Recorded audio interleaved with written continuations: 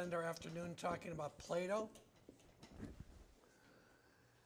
And Plato has dialogues.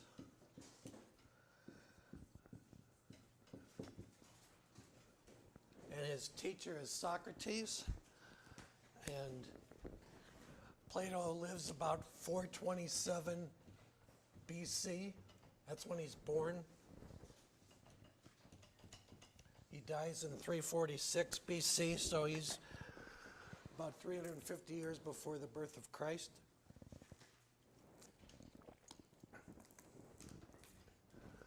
St. Augustine called him the greatest thinker that ever lived, and that he was the closest thing to somebody who believed in God without knowing God.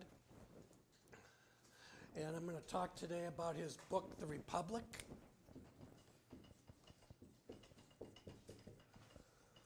Which is a dialogue about the meaning of justice.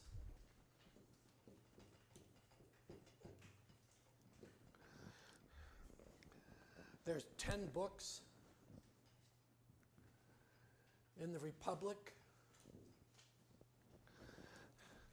And a Platonic dialogue is a story. It's a dialogue between different figures in the story. And so this particular dialogue opens with Socrates going from Athens to the Piraeus. Athens is a city in Greece. The Piraeus is a seaport. And he's walking down to the Piraeus to participate in the festival of the gods. And on the way, he gets kidnapped. Cephalus wants to talk to Socrates about justice.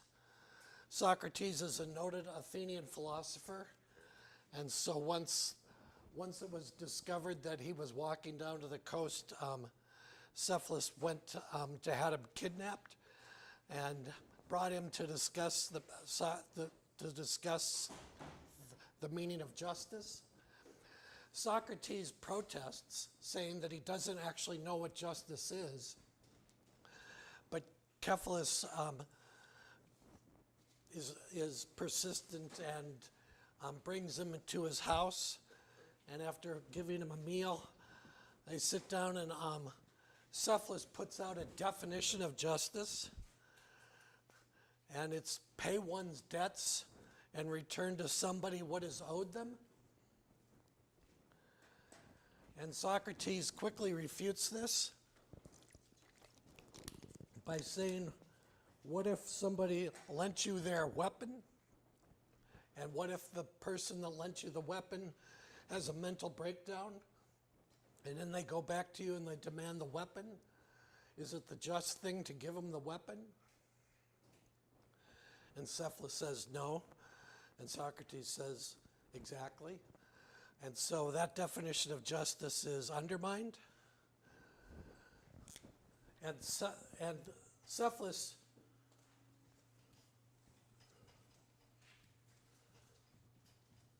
leaves the discussion at that point, which kind of seems like a waste because he had been kidnapped to discuss the idea of justice with him.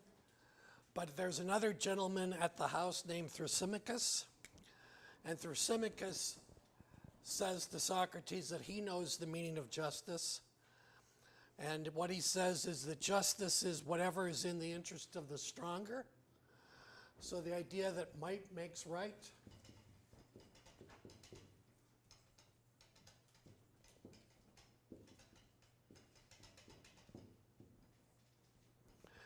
The idea is that history is written by the winners, and if Hitler had won World War II would be understood really differently than it is today.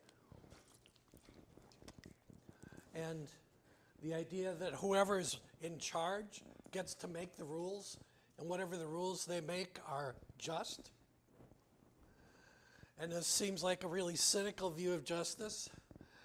And Socrates makes the case that Socrates engages with the discussion, but makes the case that the person who thinks that they know what the right is doesn't necessarily actually know what is right. And Thrasymachus' argument is dismantled, and Thrasymachus goes off pouting, and that's where book 1 ends. And Socrates is about ready to leave to continue on his journey to the seacoast for the festival of the gods. But there's 2 teenagers in the room, Glaucon and Adeimantus.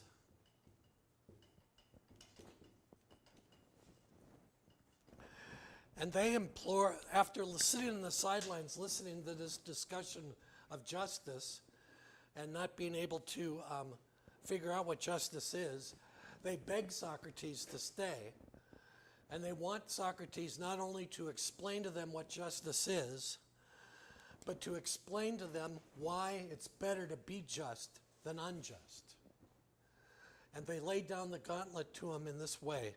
What they say is, show us that it's better to be just than unjust, even if the just person is jailed unjustly and is robbed of all of his worldly goods and possessions, and the unjust person flourishes and is never caught, and the unjust person gets to live a life of luxury. Show us that it's better to be just than unjust in all circumstances. And Socrates takes the challenge, and he sets up the rest of the discussion by talking about something called the Ring of Gyges.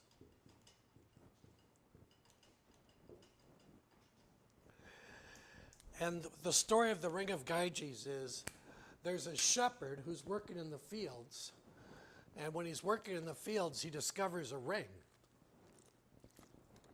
And when he puts the ring on, it makes him invisible. And the question that Socrates asked Glaucon and Adeimantus is, if a human being got this ring, would they use it for just or unjust purposes? And if you're saying that this sounds a lot like Tolkien's Lord of the Rings, you'd be right. Tolkien recognizes that he got the idea about the ring from Plato. So what do you think a human being would do with it? Would they use it for good or for ill? For justice or for injustice? I would say that they would use it for injustice, because most things that are sinful or like evil happen in the darkness, and if you can conceal yourself, that's the same thing as like being in the darkness. Mm-hmm. What do some of the rest of you think? Depends on the person. Say that again? Depends on the person. Mm-hmm.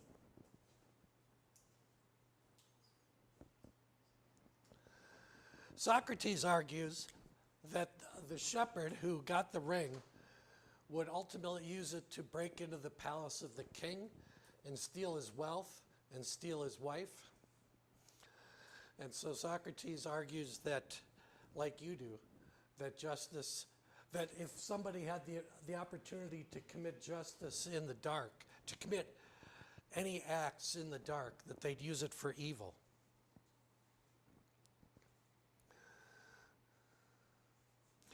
And Socrates goes further in book 2, and what he says is that people hate goodness.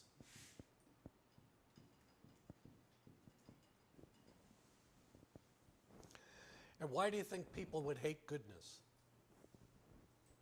Because it just shows the corruptness within oneself.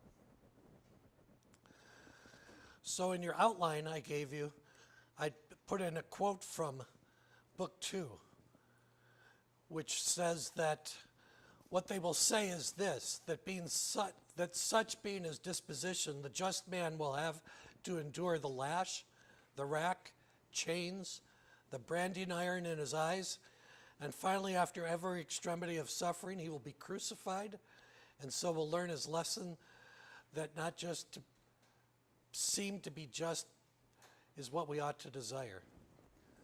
So, this is where Augustine says, whoa, What Socrates is talking about is Jesus. What he's talking about is Jesus 400 years before Jesus. Because what he's saying is that when people will confront ultimate goodness, sinfulness abhors goodness. And the sinfulness in humanity is what's going to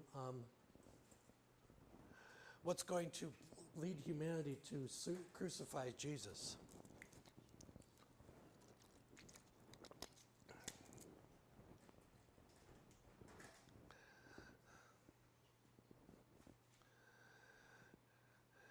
So then Socrates, in book 4, he goes on to talk about, he constructs a city in speech.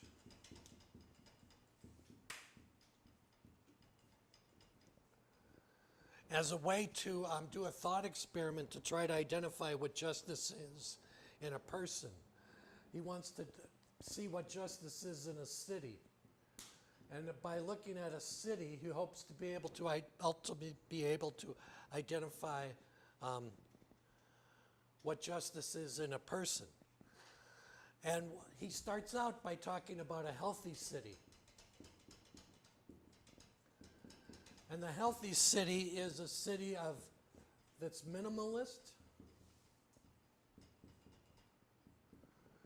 And by meaning minimalist, I say that people have food, shelter, and clothing.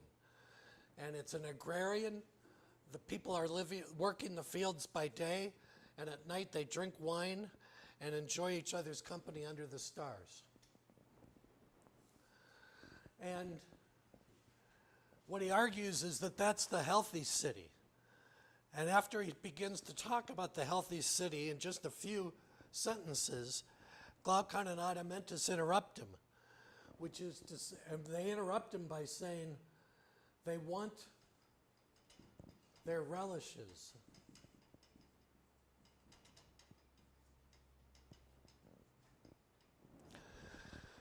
Which is a way of saying they want their luxuries. And so Socrates interrupts his discussion of the healthy city to talk about what he calls the city of pigs.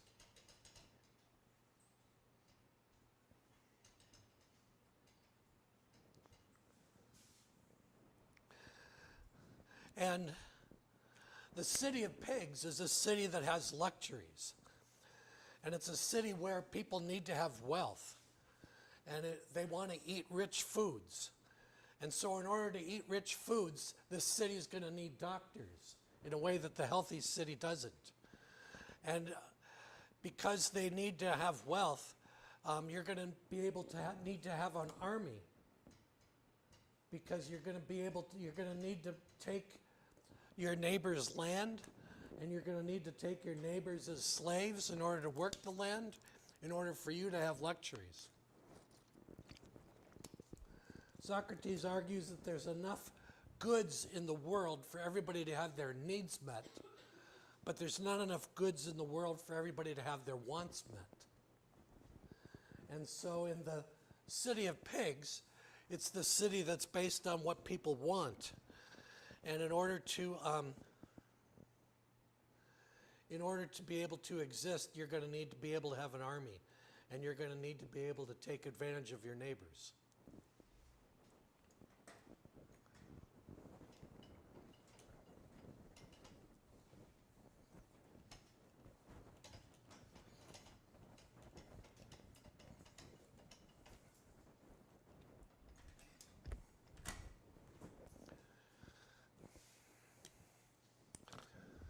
So he argues that there's 3 different kinds of people that need to be in the city of pigs. People with gold souls, people with silver souls, and people with bronze souls. And the bronze are the commoners. They're the workmen and merchants and farmers. The silver are the warriors, and the gold are the rulers, and they're philosophers. So if you've ever heard of the phrase a philosopher king, it comes from Plato's Republic, which means that the city of pigs needs to be ruled by philosophers in order to keep injustice at bay.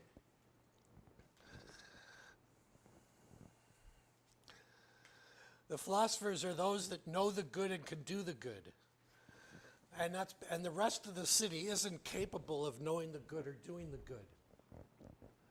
So the philosophers need to rule, and they need to end up controlling the warriors and the rest of the people in the city.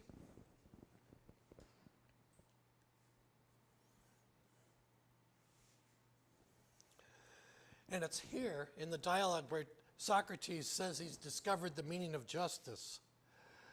And what he argues is that justice is whatever a just man would do.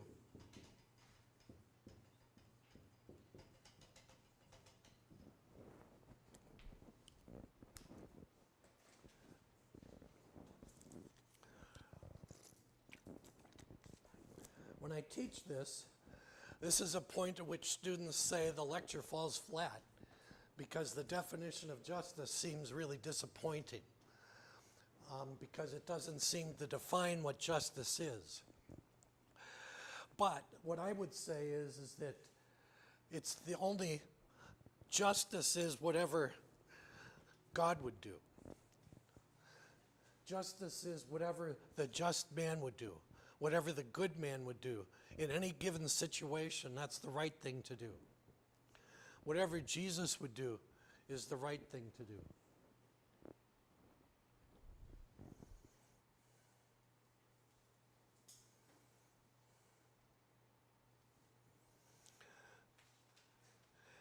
The problem with the city of pigs is that no one is ever satisfied.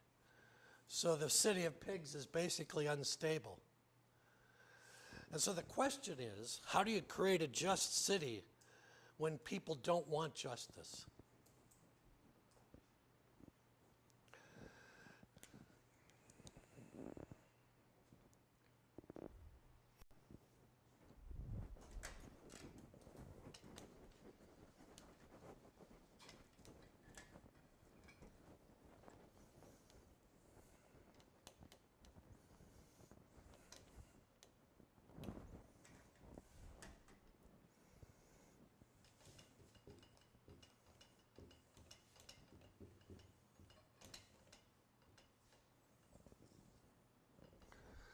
Socrates then begins to talk about something called the image of the cave, which is one of the more famous analogies in the history of philosophy. And the image of the cave is, imagine that we're all living in a cave and that we're all chained to a place in front of a wall, and on the wall we see images, and the images we take to be real. But what the images are shadows. Because what there is that there is people moving about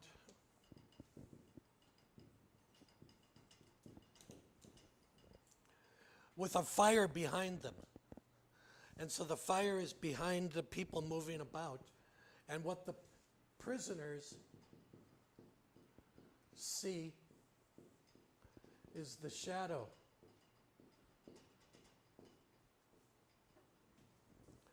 But the prisoners believe that that shadow is real.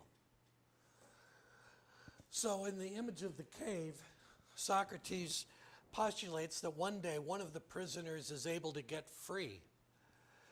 And he turns around and he sees the fire, but he also sees a light coming from what he now realizes is the end of the cave. And so he leaves the cave and he walks out into the sunlight, into the world of the sun and the real world that we see outside of, that we live in here, outside of the cave. and the person's eyes are just blinded. And it takes him a few minutes for his eyes to recover, to be able to see what's going on. But he beholds the world in all of its beauty, and he goes back down into the cave, and he talks to the other prisoners, telling them of what is real and what he's seen. And how do you think the prisoners react to him?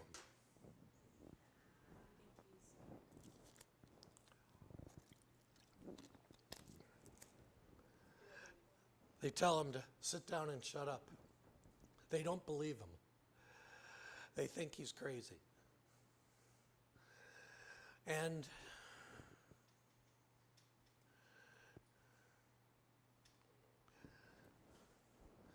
I would say that this is a particularly good example of what Christian evangelism is like. Is that we've been released from the cave, and we've been sent out into the world, and we see the light, and we come back down into the cave to testify to the light. And how do you communicate that to people who are enchained and who haven't been able to see anything other than the shadows on the walls in front of them?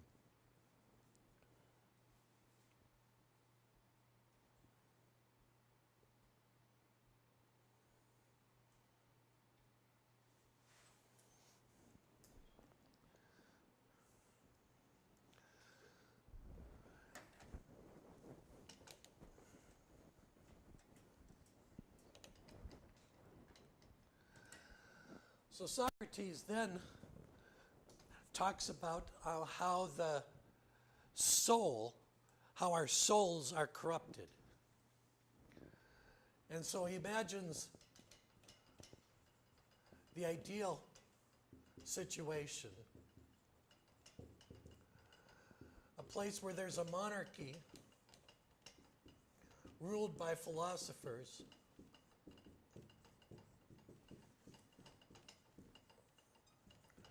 and everybody is ruled well.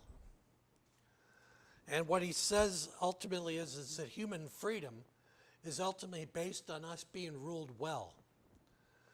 And the ideal is when we are be able to be free in ourselves. And democracy is ultimately self-government. And we have to be able to do the right thing when nobody's watching. So ultimately he argues that in a monarchy, that when you're ruled by philosophers, that people are living the best possible life. But people, by nature, being corrupt, being unjust, are jealous of those that are in power. And so what he describes is the descent from perfection to a democracy. And a democracy in Greek means to be ruled by honor. So what he says is that people in the first iteration of corruption are going to want to honor instead of the truth.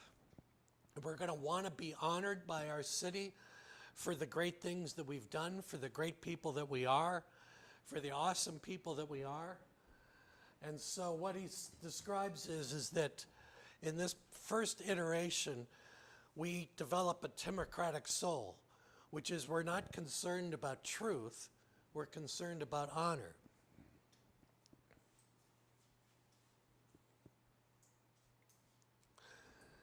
And then he says, but the children that are born in a democracy grow up seeing their parents and seeing that their parents are interested in honor but not wealth. And so the next stage is to go to an oligarchic soul.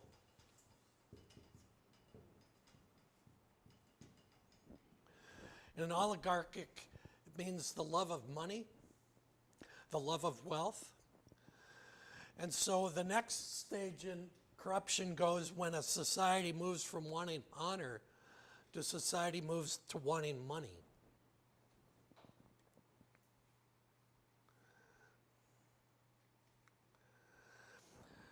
And the children who grow up in an oligarchy see the following with their parents.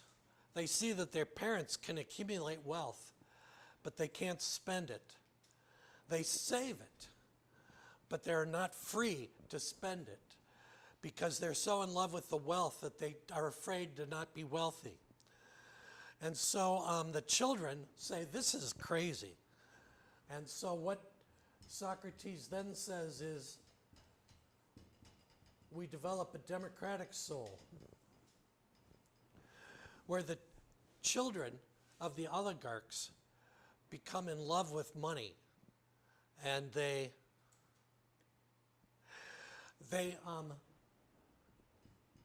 use money on whatever they want.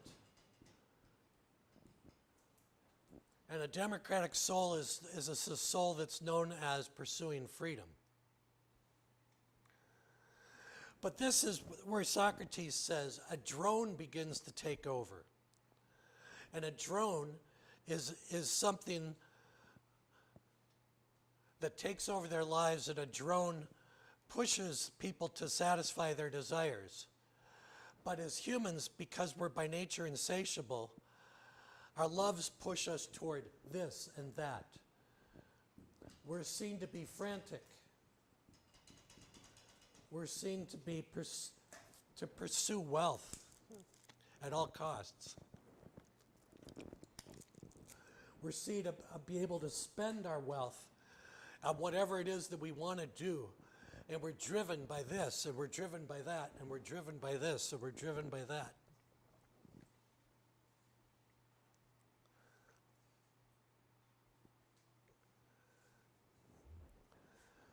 And the final stage is a tyrannic soul.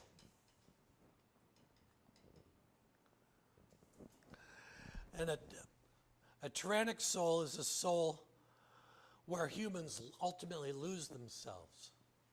And they are controlled by their lusts. They're controlled by their desires.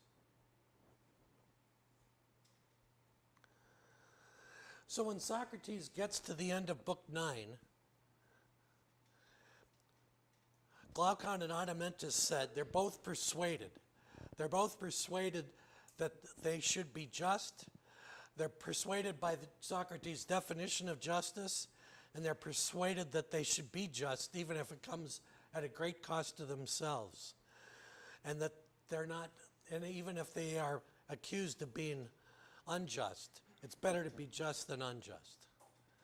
But curiously, Socrates isn't persuaded that they are ultimately persuaded. And so he ends the Republic with a religious argument. And the religious argument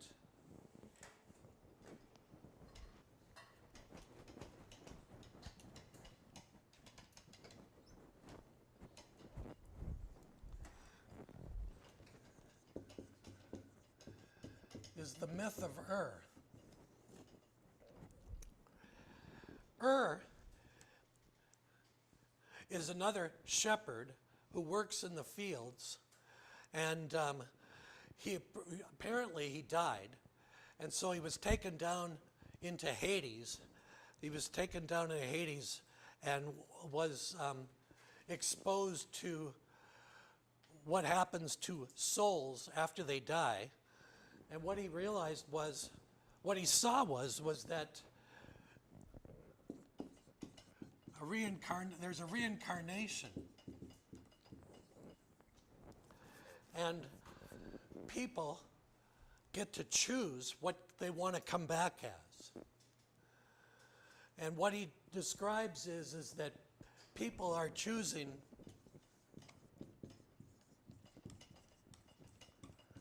based on wealth.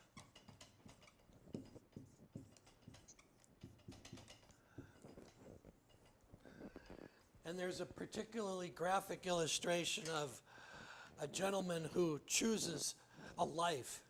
And when he's about ready to go down and to be born, he realizes to his dismay, but when he looks at the life that he's about to go, he's going to become wealthy, but he's going to have to eat his children to get there. And so what describes is this guy crying out in sadness at the prospect of the life that he has chosen. And what describes is people choosing lives based on the wealth and the comfort that they'll have, as opposed to the goodness that they'll have.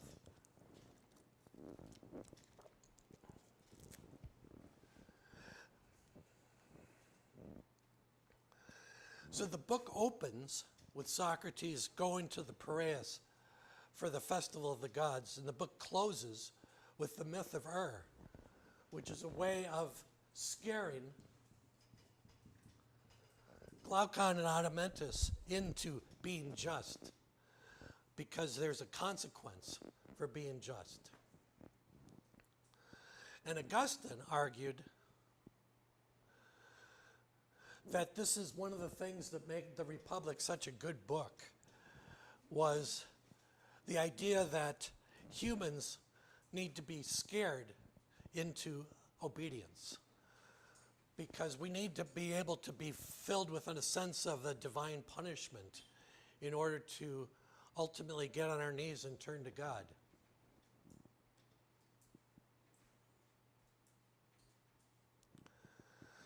So what scriptural parallels are there? I would say Romans 7, when Paul says, I don't do the good that I know that I should do, but I do the evil that I don't want to do. Who is going to save me from this body of death?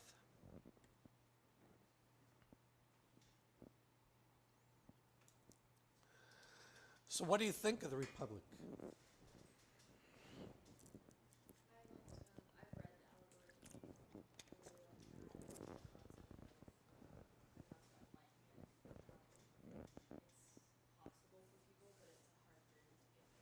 Mm-hmm. The part of like sitting speech where it just talked about like how each person has like their own individual roles, I guess. And I really like that part of just how we all function together in society and we all kind of like benefit off of each other. I just think it's crazy that like the whole Republic, or at least the summary of it, like that it just shows how sinful our nature is, and then how he talks about how we hate good people and how Jesus is only truly good, and how it like, I don't know if it's like prophesied is not the word, but like kind of calls the whole situation that's like 200 or 300 years later is like just crazy. Mm-hmm. No, I mean, in one sense, Socrates is seen as a prophetic for the coming of Jesus. So do you think society is this sinful?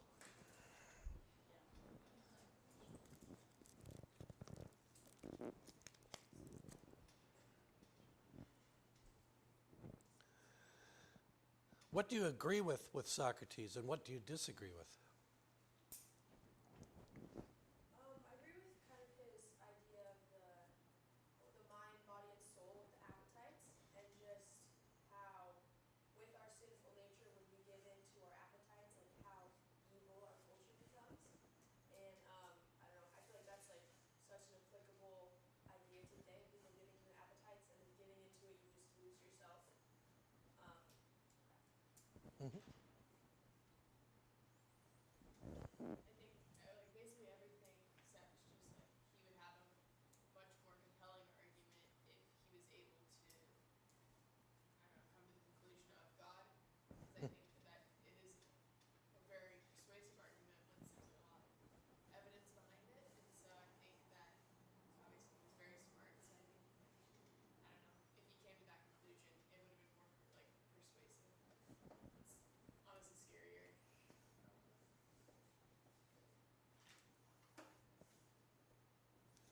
Can you see why he's influential in early Christian thought?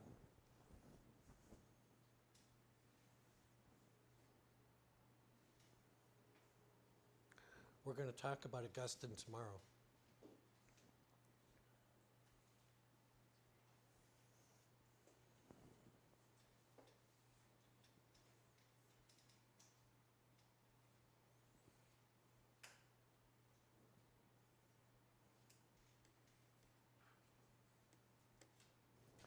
Well, that's all I've got. So have a great afternoon.